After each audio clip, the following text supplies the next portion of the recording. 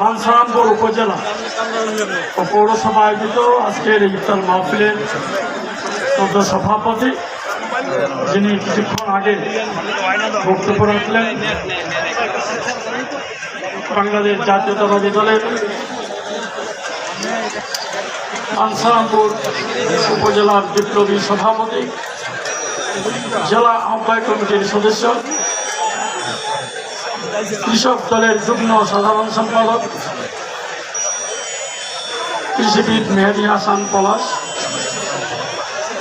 আজকের এই অনুষ্ঠানের বিশেষ অতিথি কুমিল্লা উত্তর জেলা বিএনপির সুযোগ্য আহ্বায়ক জনাব আখতারুজ্জামান সরকার, বাঞ্ছারামপুর ব্রাহ্মণবাড়িয়া জেলা বিএনপির সুযোগ্য সদস্য সচিব সাবেক ছাত্র নেতা জনাব সিরাজুল ইসলাম, হোমনা উপজেলা বিএনপির সভাপতি আলহাজ মহিউদ্দিন, সাধারণ সম্পাদক মোজাম্মেল হক ডিপি মুকুল, কন্ট্রাক্টর হানিফ ভাই, উপস্থিত আছেন মেঘনা উপজেলা বিএনপির যুগ্ম আহ্বায়ক শাহাবুদ্দিন চেয়ারম্যান সহ মঞ্চে যারা আছেন সবার নাম সময়ের অভাবে বললাম না, এবং এই উপজেলা বিএনপির সুযোগ্য সাধারণ সম্পাদক মুসা ভাই।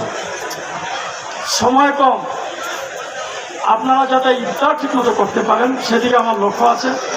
তার আগে আমি মাইক ছেড়ে দিই। আমি শুধু জানতে চাই, আপনাদের সামনে কি ইফতার করছে? ইফতার সামগ্রী কি আছে? সবার সামনে আছে? পান নাই এমন কেউ আছেন?